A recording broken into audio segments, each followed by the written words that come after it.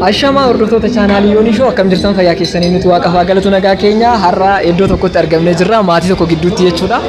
Sababni asitti argamneef immoo jechuudha sababa ayyaana masqalaa sababa godhachuudhaan jechuudha. Qophii bareedaa fi sagantaa bareedaa tokko qopheeffannee jirra jechuudha. Hanga xumuraatti nu faana taa'aa jechuun affeerraa keenya.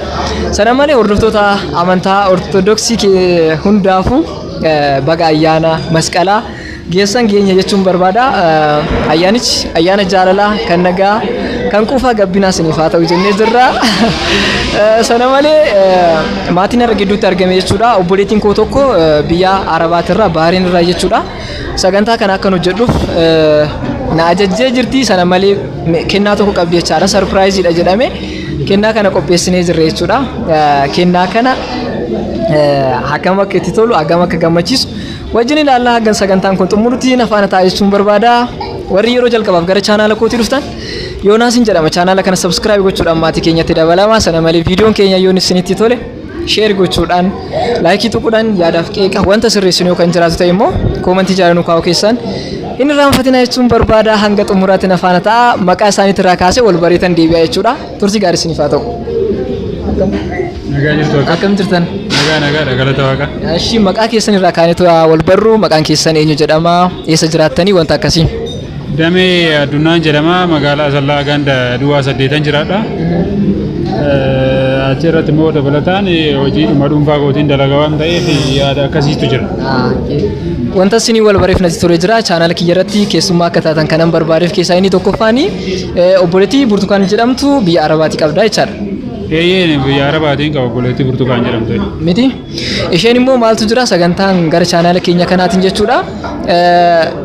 Nama kennaa maatii ofiitiif kennu yoo barbaadan gara chaanaala kanaatiin namoonni baay'een chaanaala kana waan hordofaniif garasiin jaalala isiniif qaban kabaja isiniif qabanii fi galatoomii jechuu waan barbaadduuf obboleettiin koo kun immoo viidiyoo kana akka waraabnuu fi kennaa kana akka gama keenya simbardii ga'u nu ajajjee jirti jechaadha. Kennaan osoo maal ta'e isinitti dhaga'ama? Waan hundumaa fi kennaan guddaas ta'e xiqqaas ta'e kabaja qaba waan ta'eef waan numtu kamiyyuu ta'e nu gammachiisa adas nu jedha. Kanaadha. Kennaa caalaa wanticha yaadanii too kennaa gochuudha mitira waan akkasiiti. Isheenis kennaan kun akka oolmaa isaatitti akka inni oolmaa naaf ooletti baay'ee xiqqaataa garuu immoo haggan gidduu isaatti argamee to'i kennaa kennee fi galateeffadhutti gara keetiin meeshaa kana maddiidhaan naaga'inaa jettee jirti.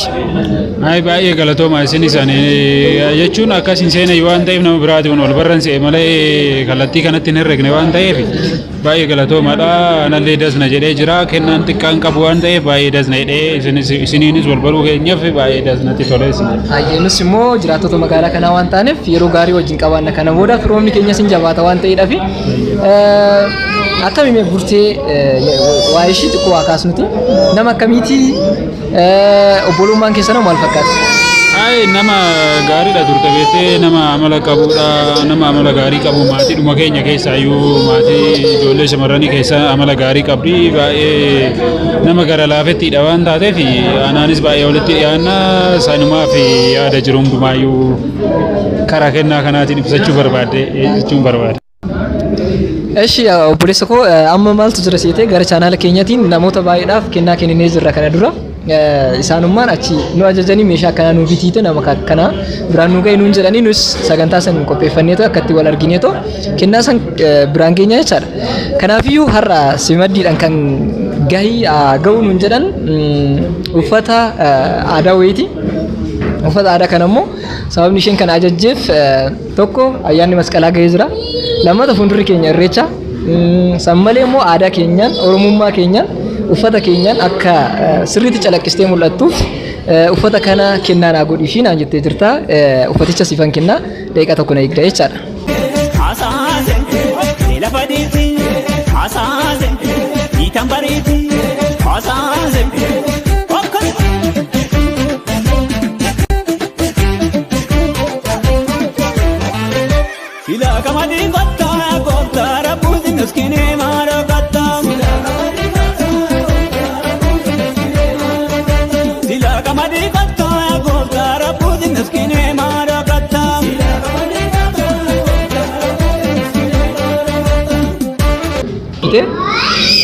uffata kana hundaayyuu ishiitu siifilee uffanni kun hin bareedettee diizaayinii kana naa ergitee jirti jechaadha. Uffata kana immoo ayyaana waggaattis waan ta'eef masqallis jira, irreechis hin jira. Akka ittiin oromummaa keetiinis ittiin mul'attuuf calaqqisee too kennaa kana sii kennitee jirti jechaadha. Kana qofaa miti ilma keetiifis uffata aadaa ismaafis isa immoo guutuu hojjisiistee jirti. Uffata aadaa daa'imaafis wal fakkaachuu qabu. Diizaayinii tokko lamaaniyyuu akkasitti hojjisiistee jirti. Kanaafiyyuu uffanni kun yoo itti ta'uu baate maal isirraa mucaan asumaan nu maddii jira. Rakkoon qabu laaltee wanta hanqate itti maxxanaa jechuudha mucaatti. Eshi obboleessa keenya uffanni aadaa kennaan irra siif kenname kana fakkaataa gara keenyaan jechuudha. Uffatichi wanna sirraa'uu qabu diizaayinii kana isheetu nuuf file jechuudha. Baay'ee bareeda jettee namoota baay'ee irratti argite naa ergite. Kanammoo si qofaaf miti daa'ima keetiifi oolmaan kee garuu waan baay'ee na taphsiistee jirti jechaadha. Waa'ee seenaa keessanii waa'ee walitti dhufeenya keessanii waan baay'ee haasoftee jirti. Sagaleedhaan dhumarra sitti dhageechisa jechaadha. Sagalee ishii naa keessa jechuudha. Kanaafiyyuu xumura irratti wanta isin jechuu barbaadu maal sitti dhagahame haala isheellee waan tokko na taphsiisa jechuumaan jechaadha. Kennaan bareedaadha baay'ee dasna jedhee wanni jabeeffamuu qabullee aadaa ofiiti waan ta'eef kennaa aadaa naa kennuu ishiitiif baay'een ishee galateeffadha. Ammallee ati ulataa guddaa waliif qabna waan ta'eef achumatti nagaadhaan naa jiraadhu ergaa jedhu naa dabarsita. Achirraa immoo kana feetoo jedhee wanni jiru yaada jiru hundumaayyuu bal'inaan kallattii jiruun wajjin kan hojjennu ta'a. Erga kallattii kana ta'e hundumaayyuu wajjin hojjennaa baay'ee galatoomadha. Isinis kennaa kana nuu kennuu keessaniif kallattii keessaniini ishiidhanis immoo baay'ee naa ulfaadhu baay'ee naa galatoomi isin jaaladha naa jettaani. Rakkoon qabu seenaa isheen walitti dhufeenya keessan keessa natti himtee baay'ee touch na godhe keessaa tokko maalidha. Guyyaa wayii naan jette beellama wayii qaba dhimma kiyyaaf beellama wayii deemaa jira. Mucaan daa'imni kun guyyaa dhalatu naan jette. Guyyaa sanitti mucaa reefu dhalachaa jiru dhiisee too beellama kiyyaaf iddoo beellamaa san deemee jetti. Bara 2012 kaasee bara 2012 irraa kaasee akka bara 2013 kanatti dhimma ishee tokkoof deddeebi'aa tanan ture. Gara mana murtiitti deebi'aa ture dhimmicha kana namoonni baay'een wanni kun dhiibbaa sirraan ga'a maaliif dhimma kana keessa seentaa kan naan jedhes jira. Even maatii dhumarraa illee kallattii tokkoon karaa dhiibbaa waan kana keessa hin seenne akka push na godhaa turantu jira. Isarratti dabalee immoo yoo wanni ishiin addaa wanni ishiin sitti himtu jiraate yeroo tokko maatiidhaaf meeshaa wayii kenninaan jedhanii tanan asii konkolaataa wayii qabee deeme. Konkolaataa san qabee deemee meeshicha feenee oduma deemnu yoo karaa geenye roobni roobe ganaa karaa biraa jijjiirree duubatti deebineeti karaa biraa saniin yeroo deemnu hoggaa darbineerra amma waan san odoo deemnu beektaa karaan baay'ee dhoqqaa'ee jira. Karichi waan dhoqqaa'eef makiinaan oduma deemnu kana makiinaan kara fuulduraatti deemu ittiin mucucaatee kara duubatti nu deebi'e. Isa sani akka yaadatitti ani kanan qabu wanni guddaa wanni addaa na mudate kan jiru. Balaa sanirraan kan ka'e ani galee tanan barree maatiidhaan akka meeshichaayyuu manaan hin geenye karaatti buusne maatiidhaan akkana waan akkanaa taane bara jedhee ani maatitti yaadicha nan hime. Yoo nan immoo akka carraatti galee too jedhu namni wayii akka wanteenya tokko qeedhaa duutee jirti beektaa. Achi booda ijoolleen bilbilanii fi ani asan deebi'ee tanan galee ijoolleen maatiidhaa bilbilanii jennaan maatiin maaloo akkanatti bari rabbitu baasee waan jedhu itti kaasanii. Isatti kaasanii yoodhaan sagaleen boo'ichaa jalaa hin dhaga'ama sababa jaartii saniitiif jechuudha. Achi booda isatu du'ee nu dhoksituu miti waan jedhu yeroodhaaf immoo an achi as deebi'ee naan bilbilli koo cufaa ture. Isatu du'ee nu dhoksituu miti waan jedhu baay'ee rifattee turte isa san ta'uu danda'a waan jedhu wanni addaa kana nan beeku jechuudha. Garuu dhugaan akka seenan isheen natti himteerti jechaadha. Walitti dhufeenyi keessan baay'ee kan nama inaafsisuudha dhugaa obbolummaa akkanaa yeroo kanatti waan ofii dhiisee namaaf kan fiigu hin jira jedhee too hin amanu yeroo kanatti ofiifuu fiiganii too baay'ee ulfaataadha waan ta'eef yeroon jechuudha. Kanaafiyyuu obbolummaa kee kana kabaja ishiidhaaf qabdu jaalala ishiidhaaf qabdu oolmaa ishiidhaaf oolaa jirtu kana adaraan sin jedha akka sekondii tokkoofu jalaan hir'isnee sin jechuu barbaada sumaan. Anillee akkasuma waan ta'eef yaada jiru hundumaayyuu wajjin jira kallattii kamittuu yoo ta'e wanni jiru haga lubbuudhaan jiraannee lafa kanarra jirrutti waan wal gargaaruu qabnu hundumaayyuu wal gargaarraa humna jiruuni naa jedhiiniti biraan naa ga'e ergaa kana naa dabarsi siin jedha. Ishee qofa osoo hin taane namoonni baay'een viidiyoo kana hin daawwatan jecha. Egaa gidduudhaan immoo jechuudha walaloo obboleettiin koo kun obboleessa isheetiif ergitee fi ergaa baga isiniin gahee hordoftoota chaanaalii kootiitiif qooddeen jira waan ta'eef isa dhaggeeffannee walitti deebina. Ammas turtii gaarii isiniif haa ta'u. Nagaan waaqayyoo isiniif haa ta'u maatii Yoonii Shoo akkam yeroo kana keessan galanni waaqayyoof haa ta'u kan yeroo kanaan nu gaate maatii Yoonii Shoo dabalatee kan viidiyoo kana daawwattan amantoota kiristaanaa hunduma keessaniin baga ayyaana masqalaa bara 2014 itti geessanii ayyaanni kun kan jaalalaa kan kabajaa kan gammachuudhaan itti ayyaaneffattanii ooltan hunduma keessaniif yaa ta'uun isiniin jedha. Maatii koo godina Arsii Bahaa Aanaa Munessaa ganda Hulluuqqoo Caqasoo keessa kan jiraattan harmee koo fi abbaa koo maatii qe'ee dabalatee baga ayyaana masqalaa itti geessanan isiniin jedha. Akkasuma obboleessa koo baay'een jaaladhu baay'een kabaju iddoo gadda koo kan na waliin ta'u gammachuu koo kan na wajjin hirmaatu iddoo dhiphina kootti kan na cinaa dhaabbatu magaalaa Asallaa ganda 11 keessa kan jiraatu Dr. Daadhii baga ayyaana masqalaatti geesse maatii kee wajjiniin isiniin jedha. Akkasuma obboleessa koo baay'een jaaladhu baay'een kabaju eenyumaa olitti kan si kabaju dhiphina koo hanga har'aatitti na wajjiniin dhaabbattee kan hirmaachaa jirtu gammachuu koos kan na wajjiniin qooddattu magaalaa Asallaa ganda 8 keessa kan jiraatu Damee baga ayyaana masqalaa maatii kee wajjin itti geesse isiniin jedha.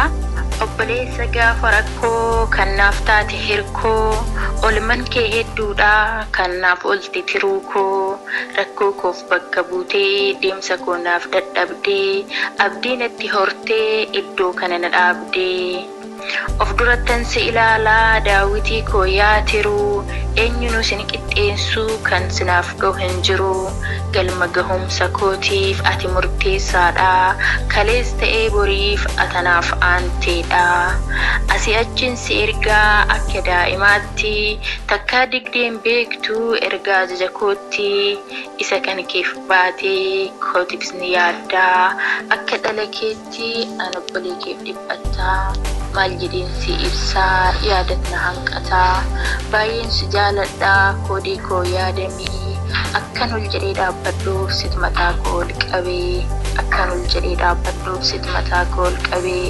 Tura obboleewwan biraatiif ergaan ati qabdu maalidha kana? Ani akka kootti namoota baay'eedhaaf ergaan ani qabu yeroo baay'ee dubartoota obboleewwan keenyaa karaa biyya Arabaa deeman kana miidhaa cimaatu irra gallattuma jiruunu. Kun yoo achi mallaqa erganii to'edhanitti mallaqni isaanii harkaa badaa maal ta'anii yoo deebi'anitti sammuu dhukkubsatuutu jira waan baay'eetu jira beektee. Akkuma barbaadillee ta'u nama kamiin iyyuu eenyidhaan iyyuu namoota viidiyoo kana laalaniin kanan adaraa jedhuun hamma danda'ame isaan dhiiga isaanii dafisaniiti. Gaaris ta'ee badaas ta'ee kan mallaqa sana ergan waan ta'e hundumaa hojjetanii ciniinnataniiti waan ta'eef adaraa keessanii. Waan ta'ees yoo fayyadamtanii to'attan humna isaanii lafatti hin balleessinaadha. Sammuu ijoollee kanaatis fedhii isaaniitis eegadha. Waan jedhuun ergaa dabarsaa fi namoota qaban. Guddaa galatoomi dhugaa baay'ee natti tolee jira. Uffata kanaan faayamtee tooyi tokko viidiyoo irratti mul'achuu waan qabduuf jechuudha. Sakandii tokko booda hin deebina jechaadha. Nu eegaa. Qaban ibsatanuu daqiiqaa tokko nu eegaa. Baay'ee dasna jedhee jira baay'ee natti tolee jira waanuma hundumaaf iyyuu ayyaana gaarii isiniif haa ta'u eenyumaan iyyuu uummata Oromoo hundumaanuu saba kamiin iyyuu ta'ee too jedhe ayyaana gaarii isinii haa ta'u jedhaani ijoollee Oromoo kanas ta'e eenyuyyuu kan ta'e iyyuu ijoollee biyya ormaatti argaman kana hundumaan iyyuu baga ayyaana masqalaatiin isin ga'e ayyaana gaarii isinii haa ta'u jabaadhaadha bakkuma jirtanitti jabaadhaa waaqa kadhadhaati jiraadhaadha isiniin jedha baay'ee galatoomadha isinis kallattii keessan kanaan dhufee too kennaan kun naa kennamu kootiif baay'ee natti tolee obboleettii kootinis guddaa naaf galatoomii naa jiraadhu umrii dheeraa naa jettanii. Guddaa galatoomi atillee. Akkasuma YouTuber Yoonii Shoo dhugaa guddaa isaa galatoomi siin jedha ergaa koo haala kanaaf fuutee obboleessa koo biraan naa ga'uu keetiif galatoomi. Akkasuma maatii Yoonii Shoo kan taatan hundumti keessanuyyuu kennaan xiqqoo hin qabdu anis xiqqoo raawwadhe jedheen yaada baay'ee xiqqoodha sirriidha garuu isaaniif xiqqoo miti. Wanti qarshii 50 bitamu nu biratti yoo xiqqaa ta'eetiin jedhe nama san biratti nama san gammachiisuu danda'a.